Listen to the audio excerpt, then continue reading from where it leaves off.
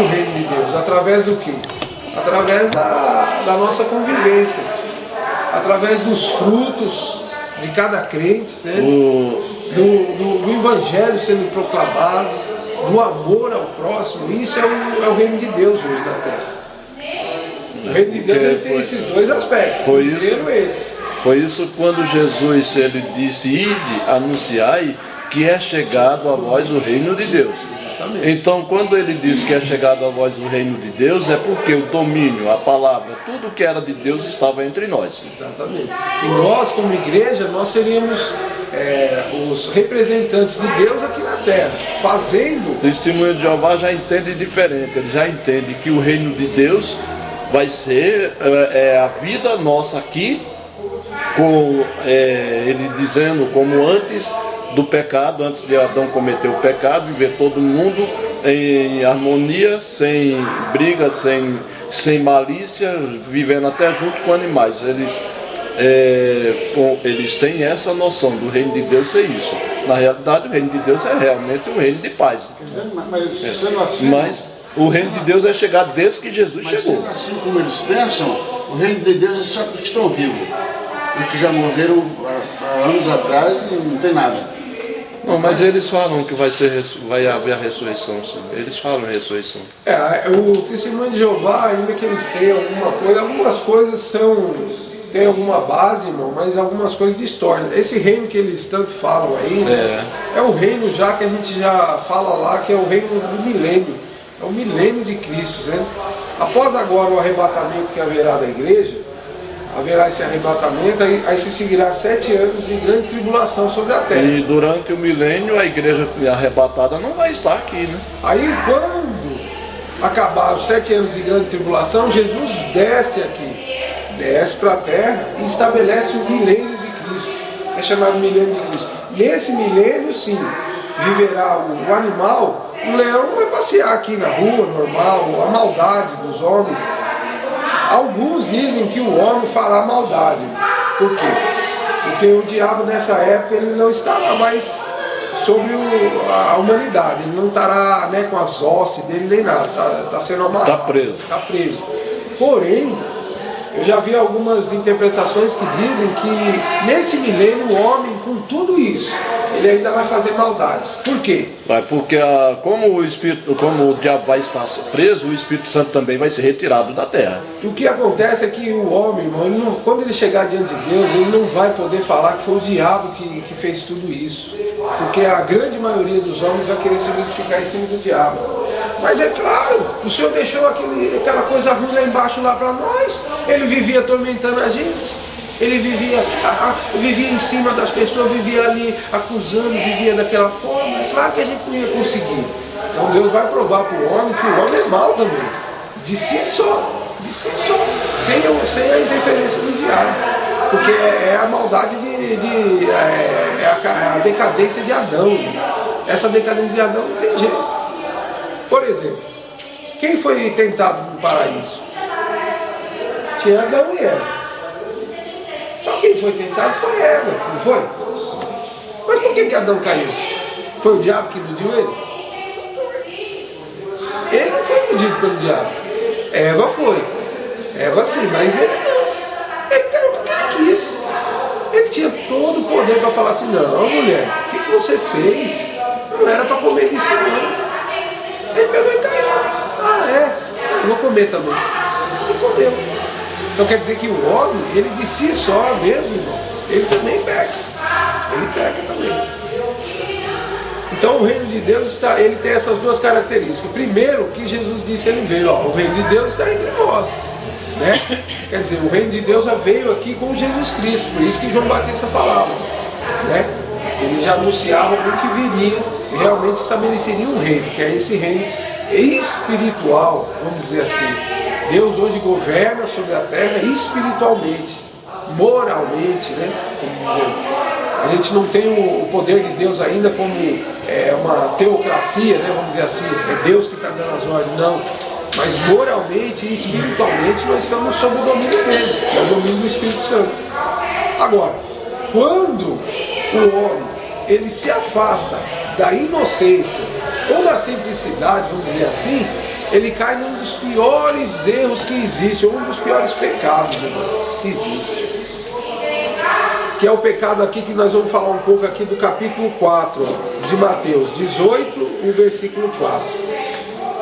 Ele vai dizer assim, porquanto aquele que se tornar humilde como esta criança, esse é o maior no reino dos céus. A humildade. Irmão, se tem uma coisa que hoje, nos dias de hoje, é difícil para nós termos, é essa humildade. Essa humildade, irmão, às vezes leva a gente a sofrer. E quem quer sofrer hoje? As pessoas hoje em dia, ninguém mais quer sofrer. A palavra sofrimento hoje, em algumas igrejas, é até proibido falar de sofrimento, né? As pessoas não querem mais saber de sofrimento. E quando a gente se torna humilde, irmão, automaticamente isso vai te trazer um certo sofrimento. Você quer ver uma coisa? Você quer ver uma coisa que atinge o homem? Às vezes o homem falar para o outro, fazer um desdém na cara dele, no serviço, na escola. Você não é homem não, rapaz. Você não é homem, quero ver se você é homem. Aquilo, irmão, atinge o orgulho nosso que nós temos de homem. Aquilo atinge você. Canal, né? E aquilo te perturba, porque você fala, se eu não fizer nada, ele vai falar, eu não tinha razão, você não, rapaz, você não vai me fazer isso não. Isso machuca lá dentro de nós, irmão. Mas para a gente ser humilde, a gente vai ver a humildade aí. É onde você vai falar assim, ó, a minha masculinidade, né? O meu proceder de homem não é querer provar isso para você, te dar um tapa na cara, te dar um soco na cara.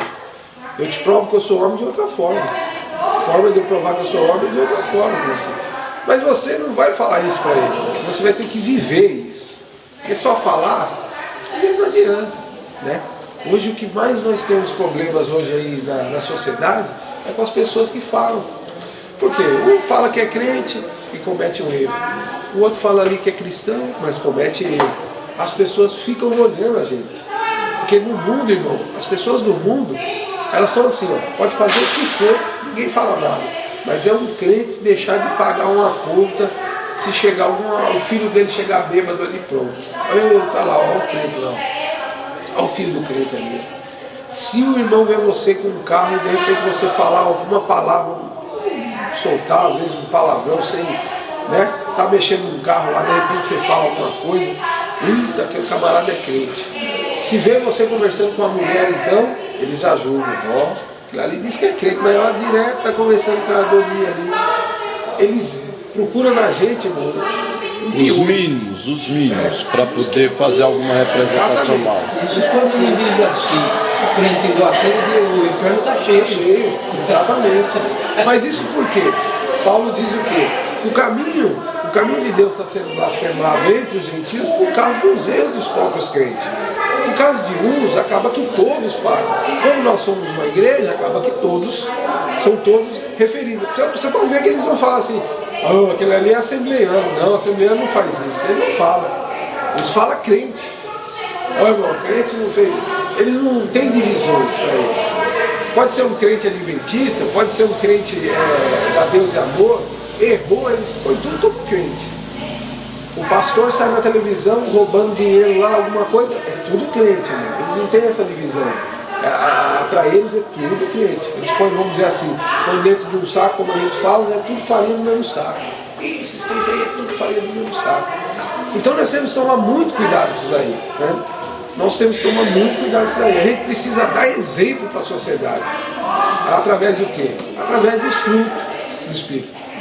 O crente, irmão, ele só vai ser conhecido pelos frutos. O crente não é conhecido por status, poder de dinheiro, poder profissional às vezes, uma pessoa bem estabelecida profissionalmente, trabalha numa boa empresa. Só isso só não adianta. Só isso só não adianta. Às vezes a gente fala assim, não, a gente tem uma pessoa ali, é direita, trabalhadora, tudo. Muitos vão falar assim, ele está fazendo mais do que obrigação. Para muitos, aquilo ali é uma obrigação mesmo. Você tem que ser isso mesmo, você tem que ser um trabalhador, tem que trabalhar direitinho, tem que dar um bom testemunho. E tem muitas pessoas aí que nem são crentes, irmão, e fazem isso. A gente sabe disso, que a gente conhece pessoas aí que não são nem crentes, mas a pessoa, ela é direita, ela anda bonitinha, ela anda dentro dos conforme diz a lei aí fora, né? E não é nem crente. Agora tem crente aí, irmão, que anda de uma forma totalmente errônea. Aí traz o escândalo, né? Então a gente vai ser conhecido, como muitos falaram assim, muitas das vezes as pessoas são conhecidas e elas são vistas pelas atitudes delas. Não adianta você chegar aqui e falar assim, vamos fazer isso, vamos fazer aquilo, eu falo aqui. Aí lá fora, ô irmão macho, eu vi você fazendo um negócio ali, ó. Você fala uma coisa aqui, mas vive outra lá fora. Então fica difícil para nós, né? Tem que ser exemplo, né? Exatamente, a gente tem que ser exemplo. Ó, o amor é um emblema, é um insígnia e um distintivo pelo qual os homens nos distinguem dos discípulos das outras religiões. Conhece os discípulos de Zoroastro pelo sistema religioso de 2 deuses e o seu matrimônio incestuoso.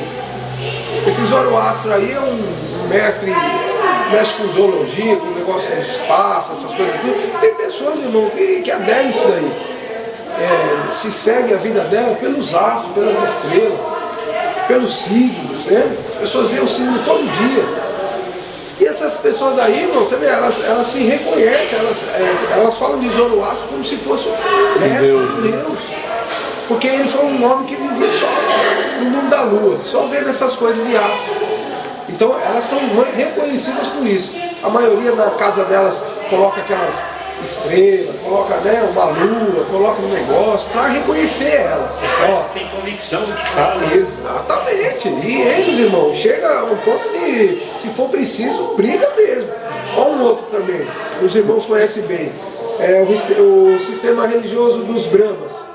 É uma abnegação de comer e se vestir. Os Brahmas lá na Índia.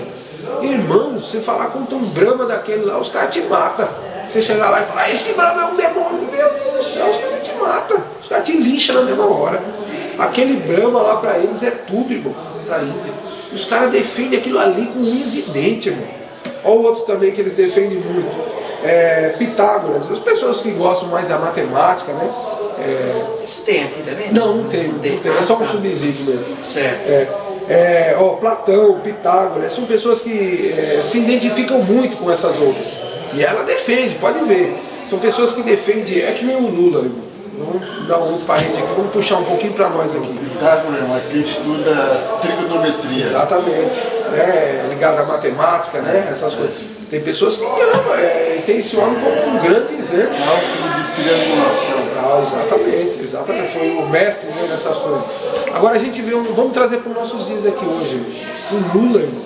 O Lula é uma das pessoas aqui, tem pessoas que defendem ele, irmão. Eu conheço gente que defende ele mais do que Jesus Cristo. Ele defende com a própria vida. Mas defende mesmo, irmão. Se você falar qualquer coisa, ele já vai para cima de você. Eu defendo. Mas não. Viu, irmão? O que o irmão Márcio está falando é que está falando que tem pessoas que fazem isso, e é verdade. Tem pessoas que defendem a Lula com a sua própria vida.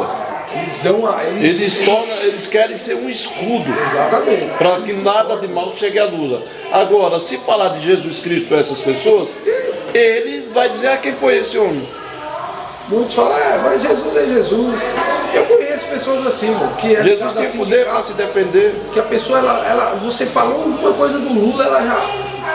O que você falou aí? Ela já vem pra cima de você de um jeito, rapaz. Você fala, meu Deus do céu. Nem nós que amamos a Jesus, quando alguém fala de Jesus assim, vai logo pra cima, né? Defendendo, você não fala de Jesus assim não. Porque a gente não pode agir na base da ignorância que conhecemos a palavra, né?